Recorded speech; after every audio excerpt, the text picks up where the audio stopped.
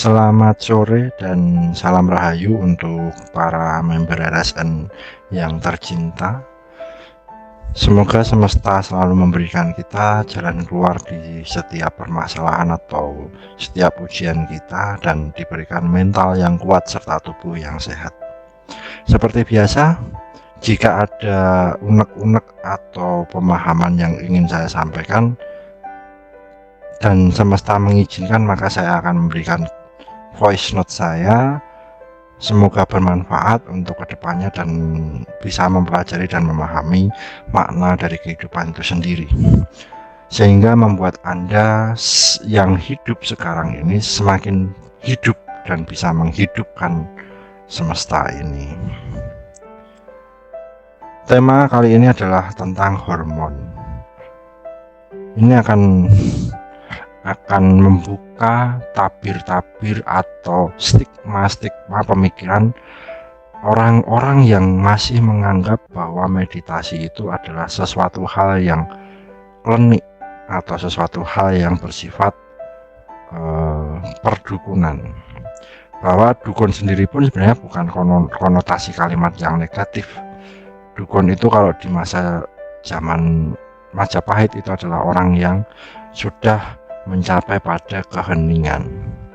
Saya sedikit menceritakan tentang sejarah Indonesia sehingga menganggap meditasi itu membudaya sebagai ajaran sesat. Yang sebenarnya leluhur kita di zaman Majapahit itu sudah melakukan meditasi. Dan kenapa kualitas hidup serta kuantitas hidup manusia yang hidup di zaman itu di kerajaan Majapahit luar biasa kuat dan luar biasa spiritualnya.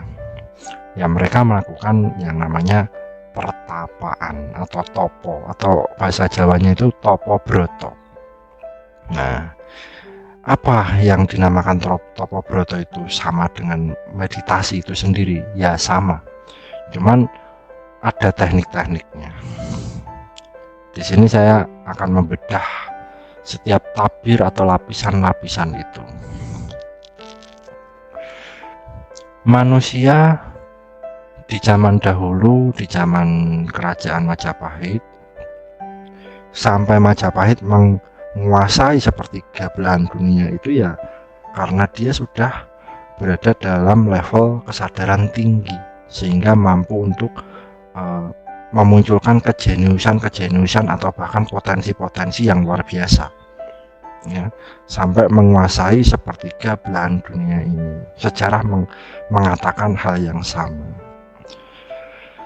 Setelah itu semesta berkehendak kerajaan Majapahit ini di bumi hanguskan, dimusnahkan, ya, karena hukum vibrasi itu ada alfa dan omega, ada awal dan akhir. Sesuatu yang sudah mencapai puncak maka akan diturunkan kembali menjadi netral kembali. Dan itu berlaku tidak dalam hal positif, melainkan dalam hal yang negatif juga. Sebagai titik keseimbangan atau yin dan yang-nya.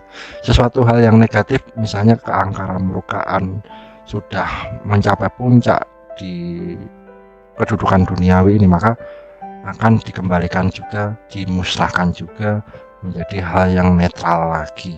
Itu berlaku seperti kisah kerajaan Majapahit. Saya tidak menceritakan hancurnya Majapahit atau runtuhnya Majapahit itu disebabkan karena apa, karena itu di luar basic saya. Saya hanya menceritakan sejarah kecilnya saja, sehingga kenapa meditasi dianggap tabu, ya, sehingga meditasi dianggap tahayul, dianggap pemuja setan dan lain-lain. Runtuhnya Majapahit itu dibarengi dengan kejayaan Portugis, ya. Timelinenya sama dengan kejayaan Portugis di masa itu. Ketika Portugis mengetahui keruntuhan Majapahit, maka berbondong-bondong manusia Portugis menginvasi ke Nusantara. Ya, sebelum Belanda datang, itu Portugis dulu. Kemudian seluruh rahasia-rahasia dari manusia-manusia tercerahkan ini diambil sama Portugis. Ya, makanya orang zaman dulu tuh mbah-mbah kita atau kakek-kakek kita itu kalau kita menanyakan sesuatu, mbah kita sering menyampaikan seperti itu, udah kamu puasa dulu dan kamu bertapa dulu dalam tempat yang gelap selama 3 hari 3 malam, nggak makan nggak tidur, kamu meditasi di situ, kamu bertapa di situ. Itu buat apa mbah? Pokoknya lakukan dulu. Mbah kita nggak tahu untuk buat apa, pokoknya hasilnya bagus itu. Nah, waktu zaman Portugis itu kan waktu para penebar keyakinan surga dan neraka juga muncul. Jadi keyakinan Jawanya ini udah hilang, yang sudah manunggaling kawula Gustinya ini hilang, kemudian diganti dengan ketakutan atau dogma-dogma tentang surga dan neraka, tentang agama di situ. Nah, sudah muncul surga dan neraka, maka semakin berkembang, semakin kesini peradaban manusianya semakin banyak dan terlupakan teknik-teknik itu, ya. Ketika Portugis datang di Nusantara, para pribumi ini takut. Karena apa? Tujuannya untuk mengambil informasi-informasi yang berbasic tentang spiritual atau tentang ketuhanan itu sendiri. Bukan religi tapi spirit, universe. Yang sering ditulis oleh kakek-kakek kita, ditulis oleh leluhur kita itu yang dalam bentuk tulisan di dalam buku, maka ada yang dibawa Portugis sebagian, ada yang disimpan di atas gunung-gunung di Nusantara, terutama Pulau Jawa. Sampai sekarang masih ada, tapi kalaupun ada itu sudah lebur karena sudah termakan usia ratusan tahun, dan buku zaman dulu kan dari lontar ya, dari akar pohon, dari kulit pohon. Mereka merahasiakan dari sistem Portugis ini, dari pemahaman Portugis ini, yaitu buku yang penting-penting aja dibawa di atas gunung itu. Sebagai ahli waris Nusantara beserta pemahamannya, manusia-manusia yang hidup di sana itu sudah hilang akar kebudayaan, maka sudah ditakut-takuti surga neraka, kemudian hilang pemahamannya, hanya tahu tekniknya. Itu tahun-tahun awal gejolak-gejolak agama muncul di Nusantara ya, 1400-an, 1300-an, 1400-an itu.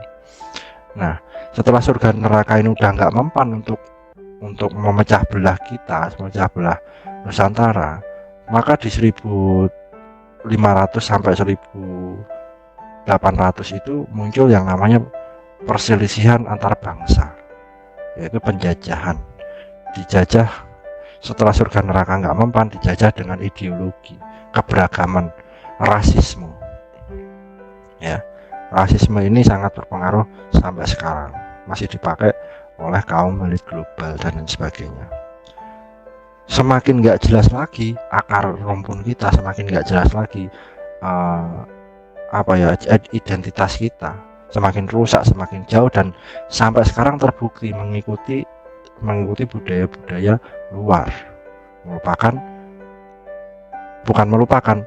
sengaja dilupakan oleh orang-orang itu agar tidak memahami potensi Nusantara atau potensi kualitas Nusantaranya itu sendiri.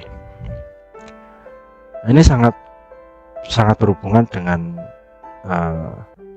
meditasi, dan meditasi itu membangkitkan hormon-hormon kita yang ada di otak kita. Ya, di sini sudah saya tulis dengan artikel saya. Ya, semoga bermanfaat. Saya mencoba untuk membacakannya agar lebih jelas. Yaitu tentang hormon. Pada zaman dulu kalau orang menginginkan menjadi cenayang, mempunyai kewaskitaan atau indera keenam yang tajam, kalau orang Jawa bilang tuh weruh sakjroning winarah, mengetahui sebelum kejadian, dapat melihat yang belum terjadi, maka mereka harus menjalani yang namanya tapa brata atau ngebleng atau pati geni atau yang disebut weton, puasa weton. Ya, di sini saya mencoba menyampaikan dengan selogikanya ya. Setelah saya cek di beberapa teman dan pengalaman hidup saya, memang hormon ini sangat berpengaruh dalam kecerdasan otak manusia. Yang sudah saya sebutkan tadi adalah cara-cara kita untuk membangkitkan spiritual di masa lalu, ya, seperti bertapa, puasa, bertapa di dalam gua selama 3 hari 3 malam, tidak makan, tidak minum, ya kan. Terus sampai puasa weton, kalau orang Jawa masih bilang seperti itu.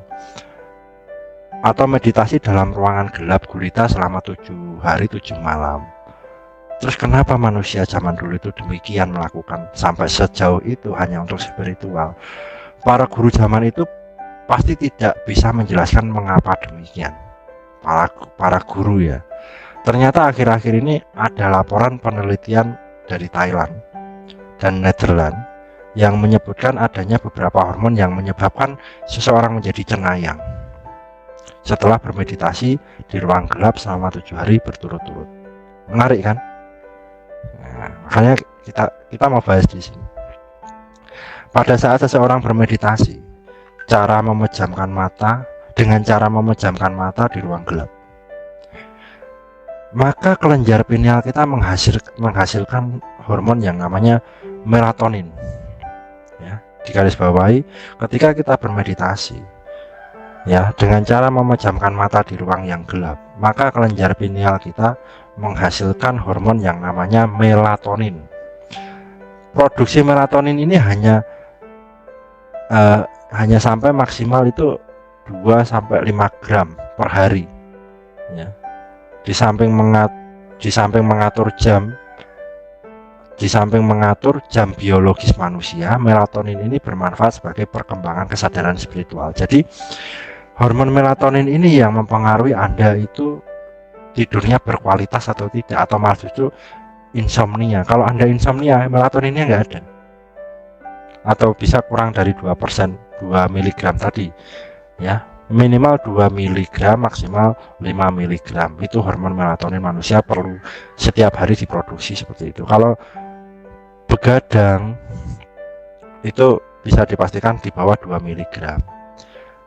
Jam biologis manusia, jam tidurnya manusia, melatonin ini juga bermanfaat bagi perkembangan kesadaran spiritual. Iya, karena apa? Di dalam tidur kita itu sedang melakukan perjalanan spiritual.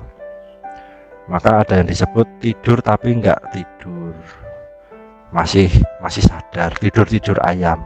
Mimpi itu melakukan perjalanan hidup kita dalam bentuk roh. Nah, gitu.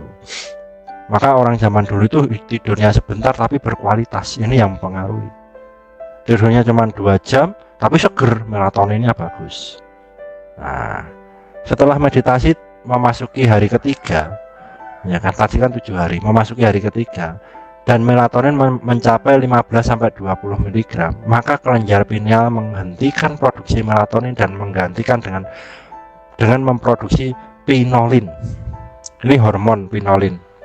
Jadi ketika kita bermeditasi 7 hari 7 malam di ruang yang gelap, ya kan, hari pertama sampai hari ketiga itu produksi melatonin, hormon otak kita, kelenjar otak kita itu, pineal gland itu memproduksi yang namanya melatonin, itu untuk mempengaruhi jam tidur. Nah, produksinya 2-5 gram. Setelah lebih dari 3 hari, bukan melatonin lagi yang diproduksi. Setelah mencapai 15-20 mg, maka kelenjar pineal gland ini memproduksi yang beda lagi, yaitu pinolin. Diganti dengan pinolin. Pinolin itu seperti apa nanti saya jelaskan. Yaitu yang bersifat superkonduktor. Inilah yang merangsang timbulnya kemampuan seseorang menjadi cenayang. Hingga dengan kadar pinolin yang tinggi, orang akan dapat terbangkitkan kepekaan dan kemampuan kewasitaannya, melihat, mendengar, dan merasa dengan menggunakan indera keenamnya.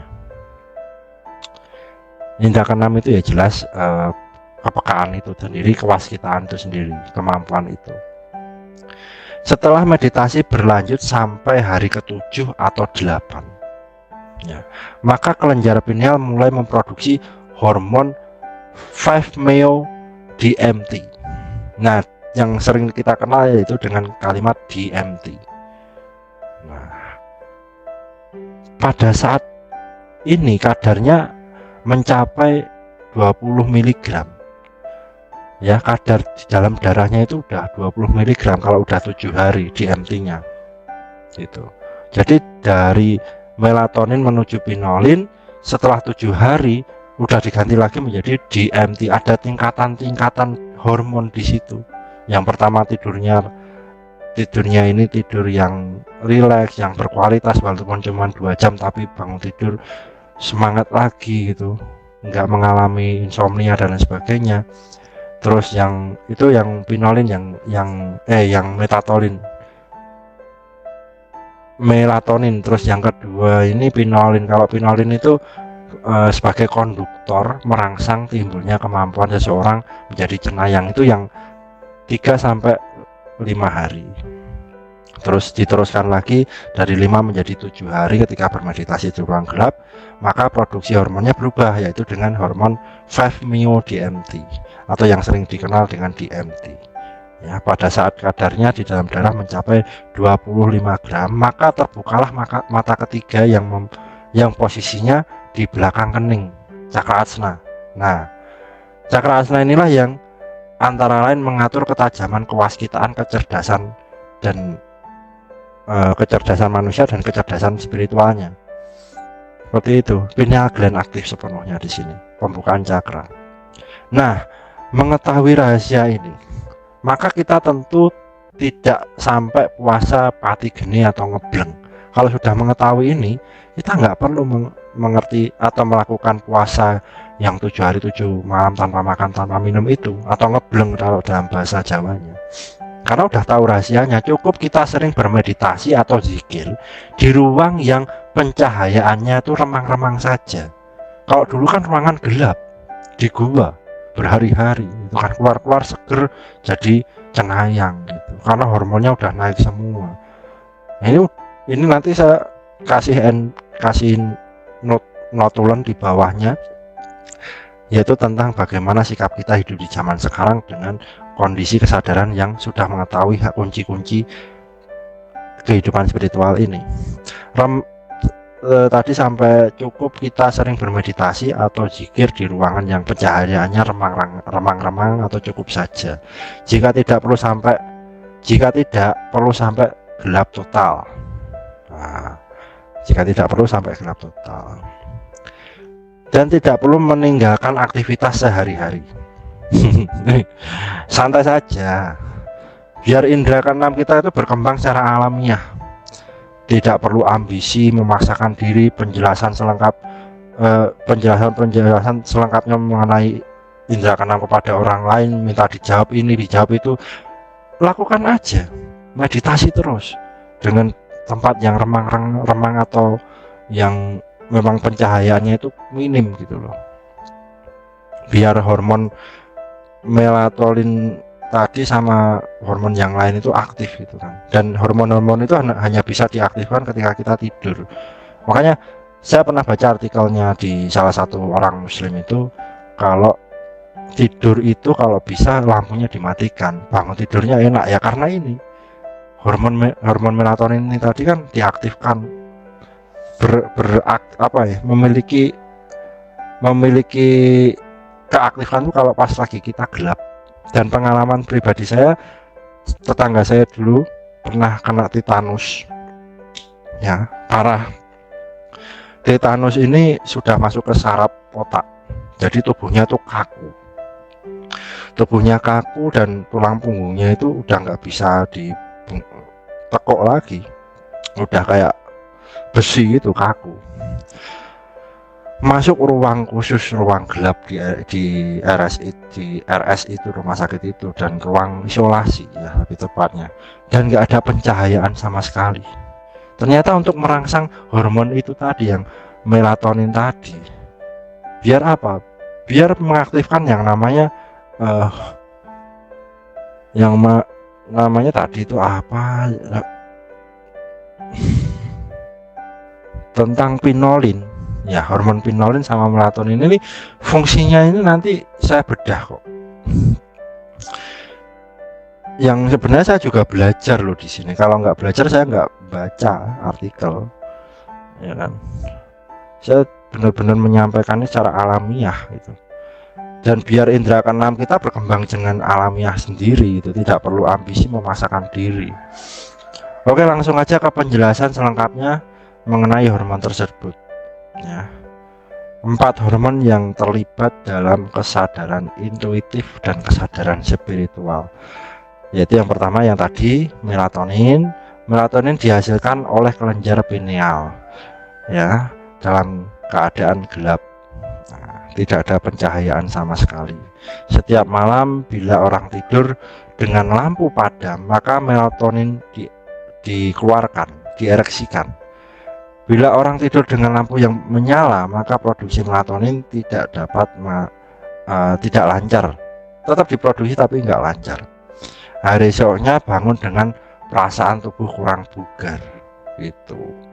Kalau lampunya nyala ya. Melatonin juga dihasilkan sedikit sekali apabila orang bermeditasi dengan cara memejamkan mata di ruang yang terang. Maka pengen maksimal lagi untuk mencapai pengaktifan melatonin ini, ya meditasi di ruang yang remang-remang aja, yang gelap. Produksi melatonin maksimal itu hanya 2-5 mg per hari, ya, per hari ini. Melatonin dihasilkan oleh hewan yang mengatur pola hibernasi, beruang misalnya, itu juga punya melatonin. Misalnya yang tidur selama berbulan-bulan gitu loh, hewan apa aja. Dan itu juga mengatur jam biologis manusia sehingga terbangun dan mengantuk pada waktunya. Ini penting bagi hewan karena hewan tidak mengenal jam mekanik, tetapi mata peka terhadap ultraviolet atau UV, sinar matahari, menghambat produksi melatonin pada siang hari, ya kan, tapi merangsang produksi melatonin pada malam hari. Melatonin juga bermanfaat bagi perkembangan kesadaran spiritual. Injeksi melatonin kimiawi membawa efek penanganan, lebih tepatnya, namun membawa akibat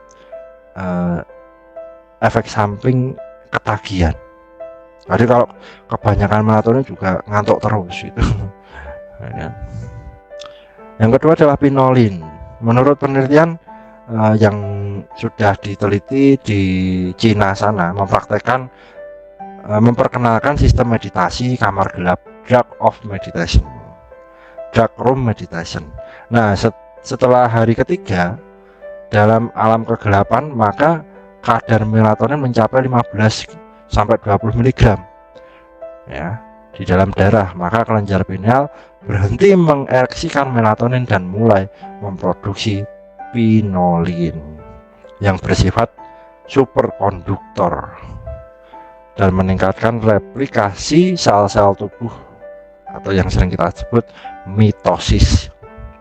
Nah, dan molekul-molekul DNA ini seperti pinolin yang mempengaruhi atau yang dihasilkan dalam alam rahim wanita yang sedang mengandung. Ini penting untuk Anda yang mungkin sedang mengandung, sedang mendengarkan voice note saya. Kenapa pinolin ini penting? Ya karena pembuatan karakter jiwa manusia itu ada di alam kandungan ibu sendiri atau rahim ibu kan. Dan pinolin ini nempel pada aliran darah si ibu. Nah, kita terbuat dari segumpal darah. Bayangin, kalau memang sistem keturunan secara sel DNA melalui pembuluh darah itu memang benar-benar ada dan bisa dibuktikan secara ilmiah, ya, karena otak manusia ini super, yang kita gunakan ini hanya belum sampai 20%. Kalau emang benar-benar sudah diaktifkan semua, nanti wah, ini udah bukan manusia lagi gitu loh. Kita menggunakan otak kita dalam keseharian kita itu nggak sampai 20% pengaktifasinya.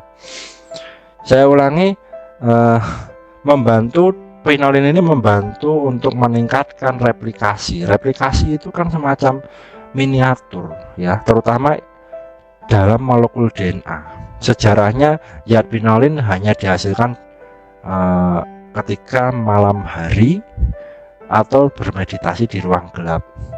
Ya, rahim wanita itu juga sangat mengandung ruang gelap di situ, dan itu memunculkan pinolin yang luar biasa.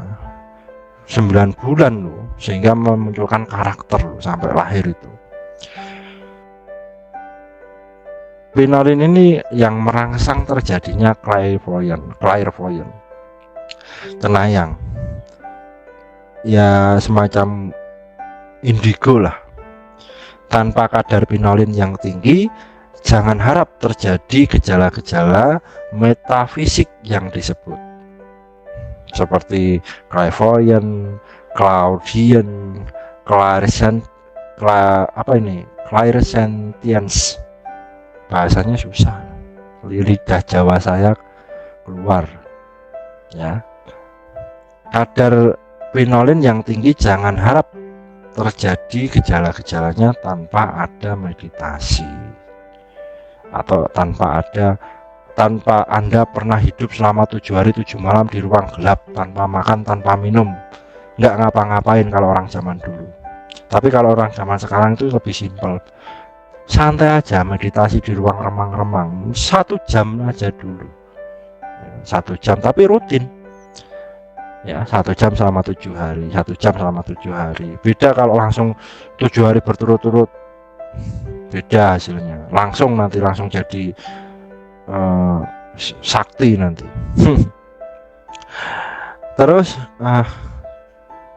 di balik pernyataan tersebut, orang yang memiliki bakat alami akan 3 jenis penglihatan: pendengaran, atau rasa atau pangroso ya. Rasa di dalam pemahaman Jawa itu disebut batin ya.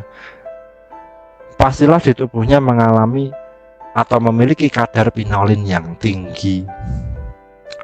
Demikianlah sehingga pinolin membantu dan dalam proses decoding DNA, kembali lagi pada keturunan juga ya. Saya juga nggak kaget kalau ada orang yang spiritualnya tinggi itu dari hasil keturunan juga, lebih memahami tentang kebatinan ya, karena mempengaruhi 3 jenis, yaitu penglihatan, pendengaran, atau rasa di situ. Terus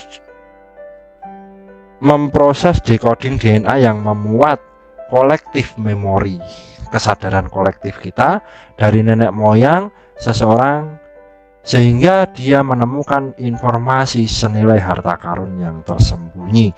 Dia menemukan potensinya ya. Semakin banyak Anda bermeditasi, Anda akan menemukan harta karun yang sangat luar biasa, tidak bisa dibeli bumi dan seisinya ya kan. Pola decoding yang diberikan oleh otak kanan itu akan berputar, akan berupa cahaya, suara, dan pengetahuan atau ilham, atau wangsit kalau orang Jawa bilang itu, dan realisasi. Tubuh manusia memiliki 6 triliun sel, dan setiap sel dapat berkomunikasi karena sel itu hidup dengan setiap subartikel atom yang bertebaran di seluruh ruang angkasa ini.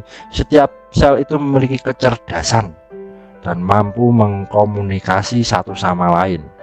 Maka tidak heran kalau dengan kadar pinolin yang tinggi, manusia mampu membaca kepinginan memori di masa lalu ya. Keinginan atau kepinginan itu akan muncul dalam kepingan memori juga, tertinggal pada partikel-partikel atom dimanapun di alam semesta ini. Jadi untuk mengakses data semesta seperti yang saya lakukan, karena dulu baru sadar nih kalau ada zat seperti itu, jujur, karena saya mempelajari ini juga sebenarnya udah lama sekan itu, cuman teori dan medis, penemuan dan kenapa secara saintisnya itu baru sekarang ya. Yang saya buat terkagum-kagum dengan sains zaman sekarang yang membuat saya sangat terbantu bahwa realita itu adalah Tuhan, itu dengan kalimat seperti ini, tubuh manusia memiliki 6 triliun ngitungnya gimana gitu, dan setiap sel dapat berkomunikasi dengan setiap subartikel atom. Bayangin, setiap subartikel yang bertebaran di ruang angkasa ini, setiap sel itu memiliki kecerdasan ya, dan mampu berkomunikasi satu sama lain. Maka tidak heran kalau dengan kadar pinolin yang tinggi, manusia mampu membaca kepingan-kepingan memori tersebut yang tertinggal pada partikel-partikel atom dimanapun di alam semesta ini. Channeling, scan, terawangan, nujum, itu semua karena pinolin ternyata. Dan pencapaian pinolin sendiri yang agar bisa menjadi maksimal dan produksi pinolinnya luar biasa itu ya karena bermeditasi di ruang gelap orang zaman dahulu. Dan saya berpuasa itu 7 tahun, di umur saya 7 tahun juga, 7 tahun, 7 bulan, 7 hari, 7 jam, saya masih ingat itu, 7 menit enggak, kayaknya lebih. Oke, nah di situ sudah membangkitkan, bukan membangkitkan, sudah meregenerasi sel saya ya. Setiap kita berpuasa itu sama dengan memurnikan sel-sel kita. Sel satu mati, sel itu punya masa hidup, sel satu mati dibangkitkan lagi. Dan saya gemar sekali bermeditasi di ruang gelap, tapi bukan di gua waktu itu. Saya senangnya itu di pinggir pantai, di atas tebing ya. Waktu itu masih remaja, saya bermeditasi di kamar. Kalau nggak pengen kemana-mana, di kamar hening gitu. Terus 3 hari 3 malam nggak keluar, nggak minum, nggak makan, nggak ke kamar mandi, pokoknya pati geni kalau orang Jawa bilang tuh. Itu sering, setahun tuh bisa 3-4 kali waktu itu saya. Nah, boleh dikatakan pinolin ini memungkinkan pintu menuju atas sadar manusia ya, terbuka. Jadi boleh dikatakan pinolin itu memungkinkan pintu menuju atas sadar manusia terbuka, dan manusia dapat mengakses informasi yang terdapat di sana dan di mana-mana. Maka membaca jejak memori yang menempel pada handphone seseorang yang tidak dikenal atau arloji yang dipakai relatif memerlukan sesuatu yang tidak dikenal atau mustahil, itu menjadi sangat realitas itu, karena dia mencapai jejak memori semesta. Dia bisa mencari di mana HP-nya sekarang, dia bisa mencari di mana arloji seseorang lain itu sekarang ya, merupakan suatu yang bukan mustahil lagi. Partikel atom yang gini, partikel atom yang berada dalam keringat manusia itu kan ada zat garamnya, ada asin-asinnya, yodium ya. Partikel atom garam yang berasal dari keringat seseorang atau hormon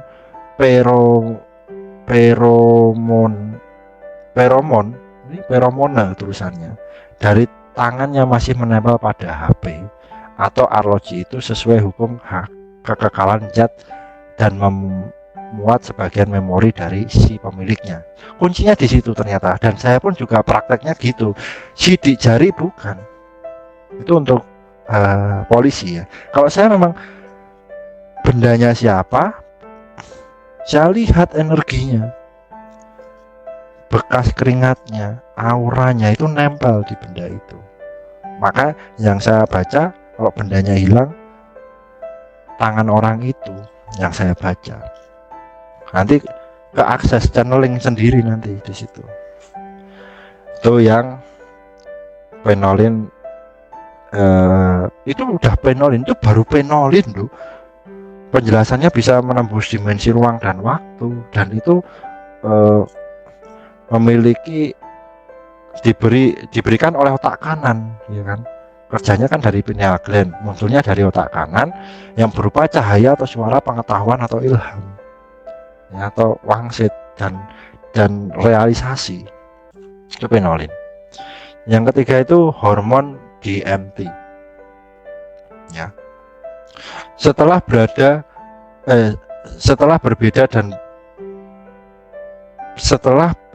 dan bermeditasi selama 6 sampai 8 hari terus-menerus tanpa henti. Itu ayam Bin Laden, mohon maaf ya, suaranya kalau masuk ya mohon maaf. Setelah berada dan bermeditasi selama 6 sampai 8 hari terus-menerus, maka kelenjar pineal mulai memproduksi hormon DMT ini. Hormon ini bersifat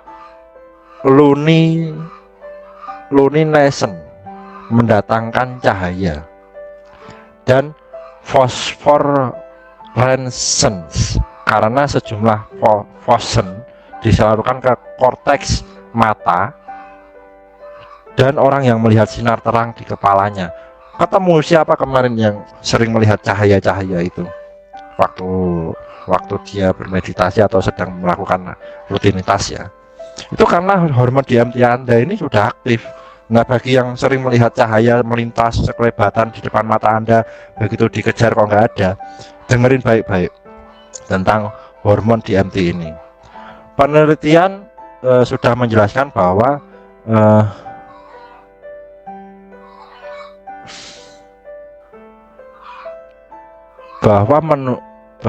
meditasi itu menghasilkan emisi foton ultra lemah, ya, atau disebut UPA, ya, UPA, ultra weak photon emission, pada lengan dan dahi untuk para meditator sendiri yang diobservasi. Jadi yang diteliti ini adalah para meditator, ya. Itu membuktikan bahwa memiliki emisi foton ultra lemah atau ultra weak photon emission pada lengan, ya, lengan kanan sama kiri, dan dahi oleh yang sudah dilakukan oleh para meditator selama ini. Itu sudah diteliti sama peneliti. Penelitiannya di mana, ini ada tulisannya, penelitian oleh Trio Van Dijk, bahasanya Rusia, saya kurang paham. Ada Universitas Jerman, orang Rusia. Maka tidak heran kalau lukisan para aulia dalam agama apapun diberi latar belakang sinar terang di belakang kepala mereka dan disertai semacam kayak lingkaran di atas kepala itu, gelang sinar di kepala. Nah, bagaimana mungkin semua agama memperlihatkan kecenderungan yang sama apabila fenomena tersebut hanya bersifat fiktif atau artifisial? Kompak loh, semua fenomenanya mengatakan hal yang sama di pemahaman agama-agama manapun, ya kan? Pada tingkat itu biasanya muncul wujud halus, ya. Wujud halus, bukan makhluk halus. Proses perlambatan daripada sinyal-sinyal input dalam sel-sel tubuh. Dan hal ini mempermudah sistem saraf untuk menyebabkan elektron-elektron itu berhenti beredar di dalam sel, yang pada gilirannya menyebabkan tingkat meditasi jauh lebih mendalam lagi, ya, ketika hormon DMT ini berinteraksi dengan perantara DNA kita. Orang-orang yang melihat visualisasi cahaya atau holon, seperti memahami pikiran-pikiran, bahasa telepati lah, lebih tepatnya, itu lebih mudah. Jadi tandanya hormon DMT Anda udah aktif itu Anda sering melihat cahaya sekelebat di depan Anda. Itu kalau dikejar kok nggak ada, itu karena dia sudah masuk ke retina manusia itu sendiri. Dia sudah bisa mengaktifkan mata dohirnya untuk menembus dimensi lain, bukan mata asna lagi. Kalau mata asna tadi kan maksudnya ke yang hormon kedua, hormon penolin tadi. Nah, ini ditingkatkan lagi sinkronnya tadi kan dari otak menuju otak kanan, penolin kan, otak pineal menuju otak kanan kita. Nah, sekarang mainnya sudah masuk ke retina manusia dengan tanda-tandanya itu sering melihat sekelebatan cahaya putih terang melintas, begitu ditengok nggak kelihatan gitu. Itu DMT. Nah, DMT ini ternyata memiliki pemahaman atau hal yang lebih luar biasa lagi. Yang pertama adalah telepati, mengakses molekul atau subatom semesta itu sendiri. Sinyal kita itu bukan sinyal HP waktu zaman dulu, yaitu nempel pada subatom molekul udara. Nah, kayak kabel gitu. Bikin aja benang merahnya ke siapa, sebut nama sama wetonnya, itu udah masuk. Itu nomor HP zaman dulu waktu orang masih sering meditasi di dunia Jawa yang dulu.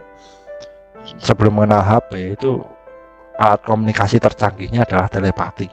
Tapi dia harus bertapa dulu untuk beberapa hari, mengaktifkan hormon DMT-nya itu tadi. Nah, kalau masih perlu dilanjut lagi sampai pada hari ke-9 sampai 12 dalam meditasi ya, di ruang gelap total, maka kadar hormon DMT dapat mencapai 20 mg pada darah. Nah, ini yang menjadikan terbukanya yang namanya mata ketiga.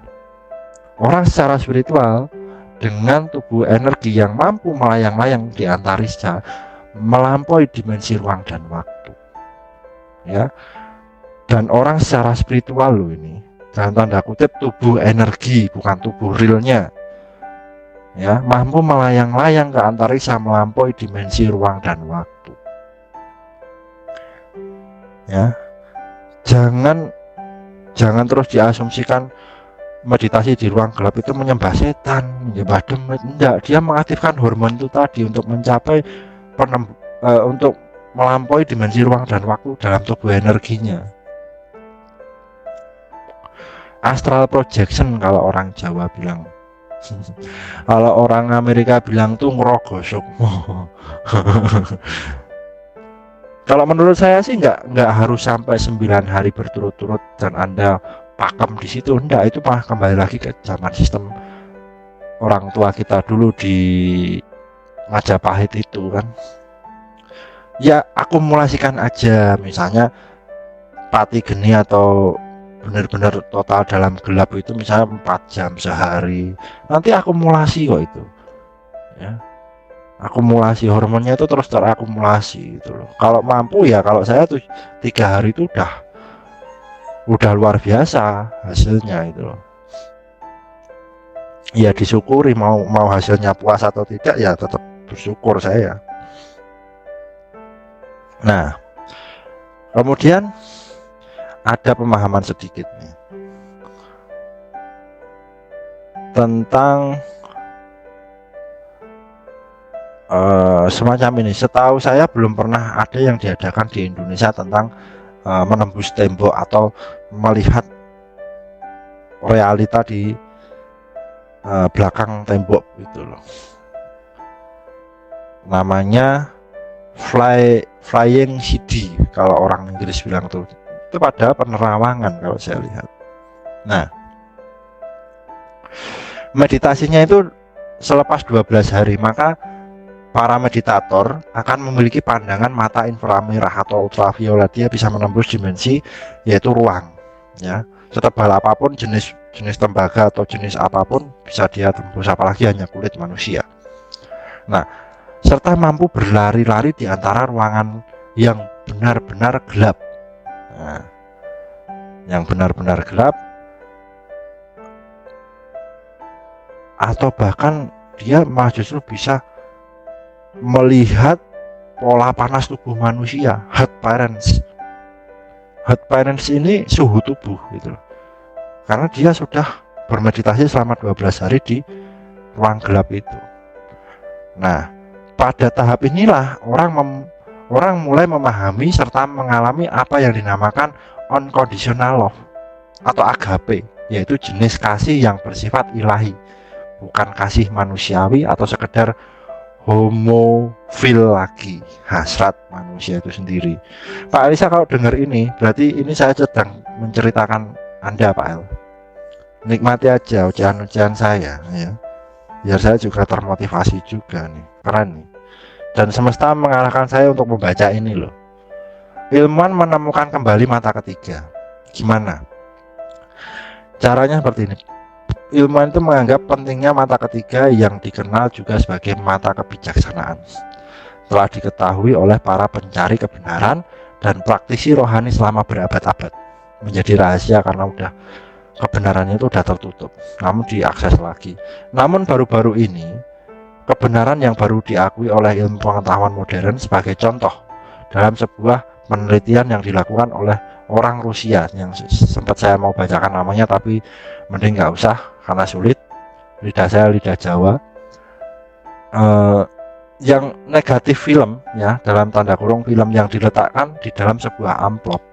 Film ini film foto ya, di dalam sebuah amplop tidak tembus cahaya melalui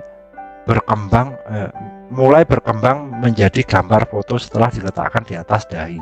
Itu seseorang kayak proyektor modelnya ya. Mata ketiga itu kayak proyektor, seperti dianalogikan seperti foto klise yang diletakkan di dalam amplop sebagai lapisan pelindung mata ketiga, dan dia akan memunculkan cahaya ya, cahaya yang tadi yang di MT tadi kan sekelebat cahaya yang terlintas melalui retina. Kemudian dia akan mulai berkembang menjadi gambar foto setelah diletakkan di atas dahi. Proyektornya di mata ketiga atau tempat kedua alis kita. Menurut penelitian riset Vitali Pravdistev, nah ini susah kan namanya, pengujian ini mengungkap bahwa orang-orang tertentu sanggup memancarkan apa yang disebut gambaran otak dari suatu tempat di dalam dahi. Namanya adalah intuisi, kalau bisa visualisasi bisa, atau manifestasi bisa ya. Penelitian juga terus menunjukkan hubungan antara kemampuan ini dengan pusat otak yang dikenal sebagai mata ketiga ya. Tradisi orang Asia kuno dapat membuktikan perkiraan kita. Jadi kita ini diteliti sama orang Rusia itu, mereka mengatakan bahwa radiasi datang dari pusat energi manusia.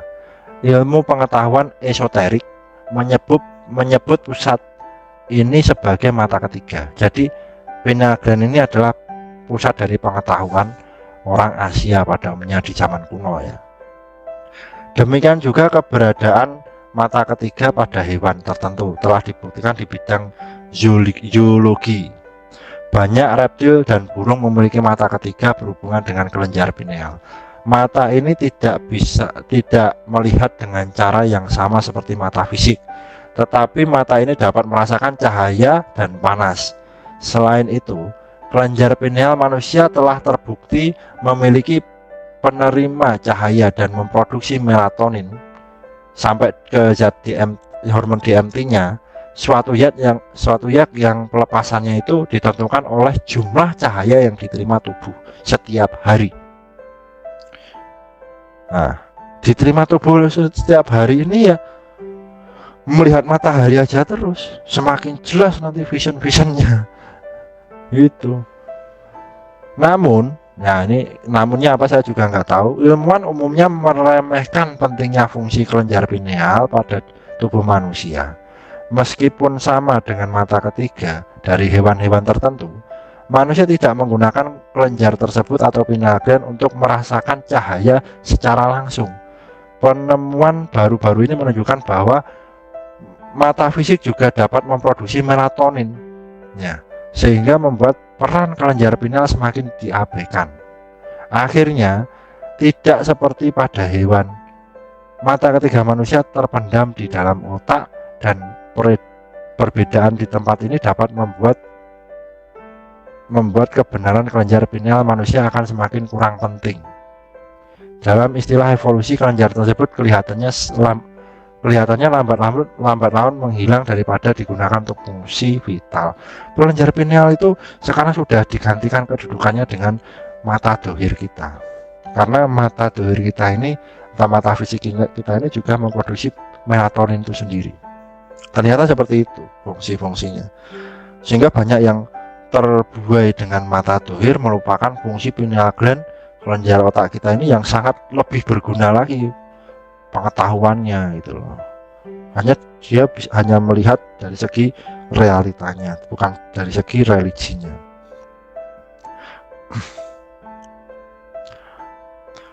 Nah, ini penemuan yang dilakukan oleh orang tersebut ya, si Vitali Pravdivtev ini dibahas di atas, mungkin mendorong ilmu pengetahuan modern menerima pandangan baru pada topik tersebut. Kemampuan untuk memproyeksikan gambar di foto ya, telah menunjukkan bahwa organ ini sebenarnya dapat melihat sendiri, bekerja melampaui tingkat keberadaan fisik cenayang.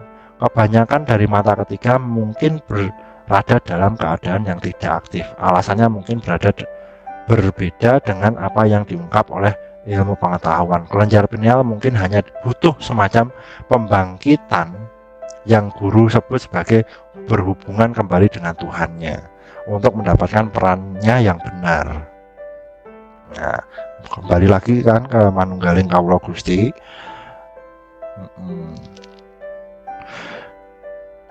Dilihat dari sudut pandang rohani, bahkan saat ini kelenjar pineal merupakan sumber dari kesadaran intuisi.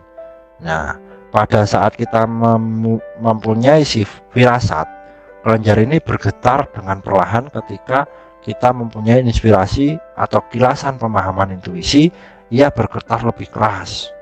Ya, jadi ada tingkatannya.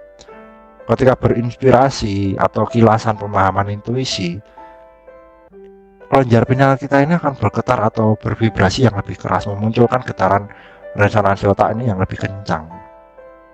Namun demikian, mata kebijaksanaan sangat sulit diungkap atau digunakan, terutama karena bekerjanya kedua mata fisik kita menghambatnya. Seringkali dengan berlalunya waktu, kedua mata akan tumbuh dengan perlahan dan bekerja semakin sempurna. Namun, perannya nanti akan berkurang. Ya, mata pertama akan kembali ke peran sebagai mestinya. Mata pertama ini mata dohir, mata kedua ini mata ketiga. Makanya kalau meditasi dianjurkan nutup mata, biar yang main itu mata ketiganya, biar nggak muncul gangguan atau kerusuhan tertentu. Kita lagi meditasi lihat cewek cantik lewat, wah nggak jadi konsen ke Tuhan, malah jadi konsen ke itu, ya kan?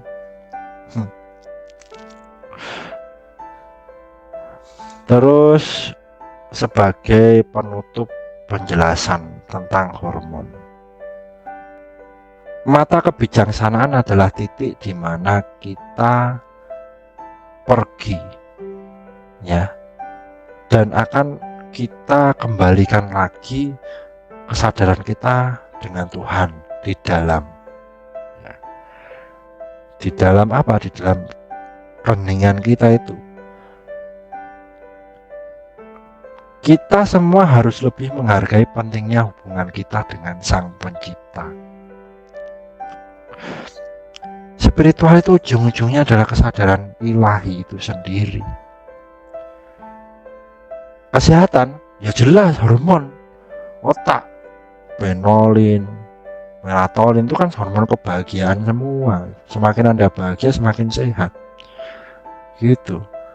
Keterangan untuk saya pribadi menyikapi artikel ini bahwa manusia hidup di zaman dahulu, terutama di Nusantara, itu sudah menemukan rumus-rumus ini, cuman nggak ada ilmiahnya, terkendala dengan alat ya, tapi rasa sejatinya itu muncul ya, rasa rasa ing sejati. Jadi ngarso podo, menyadari bahwa ngarso podo itu kalau dalam bahasa Indonesia itu alam yang berlapis-lapis, karena mata ketiganya udah aktif, yaitu dari penolin, melatonin, DMT. Itu yang membuat Anda terkoneksi dengan dimensi lain atau terkoneksi dengan semesta itu sendiri ya, munculnya intuisi gitu kan. Ini udah diteliti, ada penelitian. Yang membuat mata ketiga terhambat adalah mata dohir kita itu sendiri.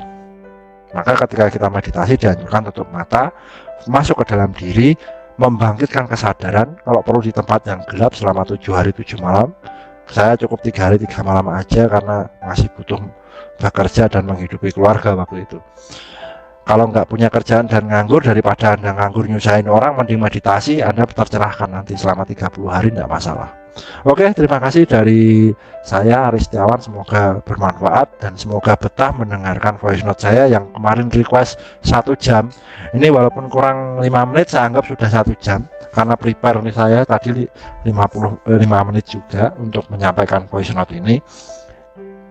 Sebelum menutup, biar ada kesan dan kesannya, biar ada pesan dan kesannya tuh gini.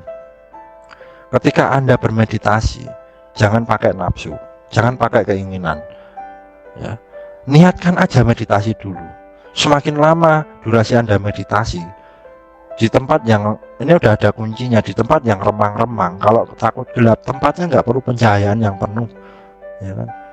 Itu akan membantu Anda untuk mengakses kesadaran diri dan Anda akan mengetahui kunci-kunci hidup Anda untuk sehat, untuk kaya, untuk punya jodoh itu di situ semua. Karena akses subatomnya tadi, ya, sesimpel itu, modern. Jadi permasalahan hidup Anda sekarang itu ya Anda yang buat-buat sendiri, Anda yang bangkit dengan sendirinya. Nggak mungkin saya bantu. Mas Ari, bantu saya punya hutang 1,3 M. Memang saya pikirin, saya hanya bisa membantu ngasih saran dan solusi yang terbaik itu dari Anda sendiri. Bukan soal keras dan jahat. Mental bobroknya manusia modern itu ya kayak gini, pengennya instan, nggak belajar. Terus nasib anak cucu kita gimana? Babunya orang luar semua. Padahal dulu kita menguasai sepertiga dunia. Hanya karena gara-gara ilusi, iri, dengki, surga dan neraka itu tadi loh, memperparah kondisi mental manusia. Ya, terima kasih dan salam rahayu, semoga bermanfaat. Om Swastiastu, Namaste.